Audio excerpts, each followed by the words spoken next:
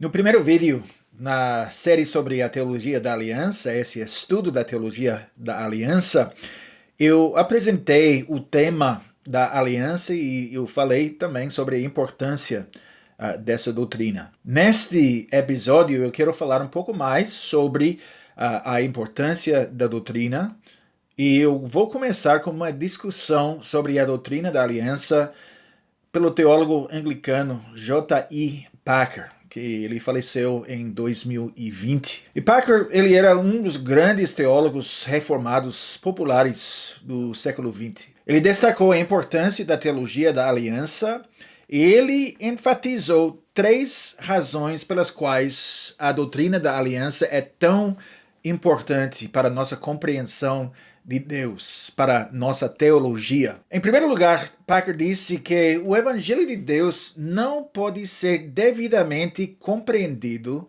se não for visto no contexto da aliança. O ministério da salvação de Jesus Cristo, Packer disse, é a soma e a substância do Evangelho. Cristo fica no centro do Evangelho, das boas novas. Este Jesus, este Cristo, ele é proclamado na carta aos Hebreus e pregado como mediador da aliança e também garante ou fiador da aliança, do relacionamento pactual. Eu vou ler duas passagens de Hebreus. Primeiro, Hebreus capítulo 7, 20 a 22. E, em segundo lugar, Hebreus capítulo 8, versículo 6. Então, primeiro, Hebreus 7, 20 a 22. A palavra de Deus diz: E visto que não é sem prestar juramento, porque aqueles sem juramento são feitos sacerdotes, mas este com juramento, por aquele que lhe disse: O Senhor jurou e não se arrependerá, tu és sacerdote para sempre. Por isso mesmo, Jesus se tem tornado fiador de superior aliança. Fiador ou garante de uma aliança superior. Hebreus capítulo 8, versículo 6. Agora, com efeito, obteve Jesus ministério tanto mais excelente quanto é ele também mediador de superior aliança instituída com base em superiores promessas. E a passagem procede a dizer em Hebreus capítulo 8 muito mais sobre o relacionamento entre a antiga e a nova aliança. E nós vamos ouvir mais sobre isso, se Deus quiser, nos próximos episódios dessa série. Em segundo lugar, disse Packer, a palavra de Deus não é devidamente entendida se não for entendida no contexto da aliança. A teologia da aliança, podemos dizer, é uma hermenêutica bíblica.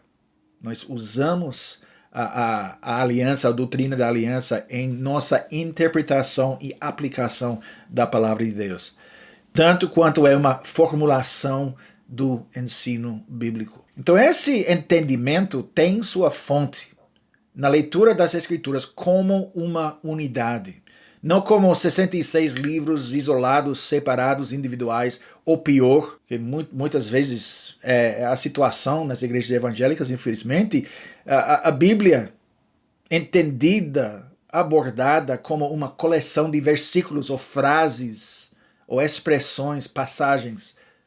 Mas nós lemos a Bíblia como uma coleção unida, que proclama a mesma mensagem para o mesmo propósito, com os mesmos fins. A teologia da aliança oferece uma visão total, completa, que mostra claramente como as várias partes das Escrituras estão relacionadas entre si. E a revelação bíblica, que é a palavra escrita de Deus, centra-se numa narrativa dada por Deus, revelações sucessivas, cumulativas, do propósito e a provisão da aliança. Como Deus fez aliança com seu povo e como seu povo respondeu. Packer disse que o desdobramento no espaço e no tempo da intenção imutável de Deus de ter um povo na terra, como o qual ele pudesse se relacionar de forma pactual. Packer disse que é a espinha dorsal da Bíblia. E o propósito é a alegria desse povo e a alegria dele. Então essa espinha dorsal é o que une todo o material na Bíblia. E Packer diz que é material expositivo, homilético. Homilético tem a ver com a pregação moral, com a ética. Litúrgico tem a ver com o culto, com a adoração. E devocional. Em outras palavras, para explicar a história, a poesia, a profecia e a literatura de sabedoria. Sapiential, essa literatura como os provérbios, Eclesiastes, Jó. Então, todas essas coisas do Antigo Testamento e também no Novo Testamento, os evangelhos, a história, as cartas, as epístolas, tudo tem o mesmo propósito. A Escritura, como já disse, é uma unidade. Tudo trabalha, tudo opera junto para esse fim, o mesmo fim. Quando consideramos a Bíblia como um documento pactual, nós vemos como tudo se encaixa perfeitamente. A Bíblia começa com a criação, Deus criando o homem para viver em aliança com ele. Ele revela como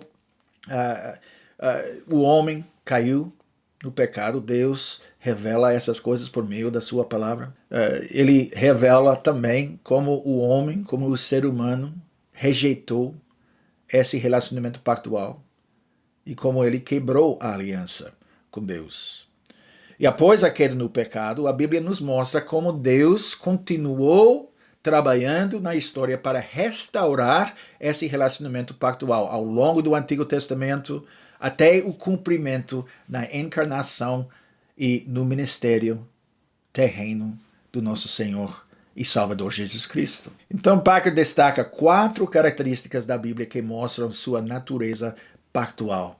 Em primeiro lugar, começando no livro de Gênesis, concluindo no livro de Apocalipse, o último livro da Bíblia, a Bíblia é o registro de Deus, do desenvolvimento do seu plano de ter um povo pactual, um povo da aliança aqui na Terra. Portanto, a história da Bíblia é a história da obra da aliança de Deus. Em segundo lugar, a Escritura se revela como um documento pactual ao apontar seus leitores para Cristo, o fiador, mediador da aliança, que é o centro da Escritura. Em terceiro lugar, a Escritura enfatiza a centralidade da doutrina da aliança nos paralelos entre Adão e Cristo. Cristo que é o segundo, o último Adão. E finalmente, Packer diz, especialmente no Evangelho de João. No Evangelho de João, nós aprendemos muito sobre o relacionamento eterno, relacionamento pactual entre Deus Pai, Deus Filho e Deus Espírito Santo. E aqui, no Evangelho de João, nós vemos a importância da aliança da redenção, e vamos ouvir mais sobre isso também, e da doutrina da aliança, geralmente falando. Então, J.I. Packer disse que a doutrina da aliança não é algo que forçamos nas Escrituras, que nós colocamos ou usamos essa ideia que na verdade fica fora das Escrituras, não forçamos essa doutrina, mas é a Escritura que nos força, para assim dizer, a entender que a aliança é central para a palavra de Deus. Então, quando nós encontramos várias alianças nas Escrituras, ou várias manifestações ou dispensações da mesma aliança, podemos dizer, nós podemos ver que este é um tema que realmente serve como espinha dorsal, o fundamento da história da redenção. Nós entraremos nesse assunto com muito mais detalhe em estudos futuros, se Deus quiser. Mas apenas para dar um breve esboço, por enquanto, essa sucessão de alianças começa em Gênesis capítulo 1, com a aliança entre Deus e Adão, nosso primeiro pai. Então, depois, Deus faz uma aliança com Noé. Então, ele faz uma aliança com Abraão. Ele faz uma aliança com Israel por meio de Moisés, no Monte Sinai.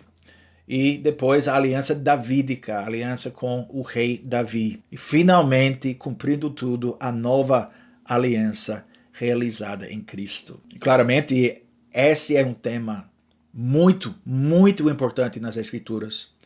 E se quisermos entender como Deus se relaciona conosco como seres humanos, nós precisamos entender o que é uma aliança e quais são as alianças de Deus, o que significam essas alianças. E finalmente, para concluir, Packer escreveu que a realidade de Deus não pode ser corretamente entendida até que seja vista no contexto da aliança. Nós pensamos e temos que entender, é um dos propósitos da nossa vida, entender quem é Deus e conhecer a Deus. E quando nós fazemos essa pergunta, quem é Deus? Nós respondemos dizendo que Ele é desde a eternidade um Deus da aliança. Nós podemos dizer isso porque Ele é o Deus triuno. Ele não se tornou o Deus da aliança quando criou os seres humanos para viver num relacionamento pactual com Ele. Ele existiu desde a eternidade num relacionamento pactual perfeito entre o Pai, Filho e o Espírito Santo. Quando Ele criou a humanidade, Ele criou a humanidade para entrar nesse relacionamento com Ele. Que privilégio, são as boas novas do Evangelho. Convite para participar nessa vida em relacionamento com Deus. E nos próximos estudos, se Deus quiser, nós iremos ouvir muito mais sobre isso. Até a próxima vez.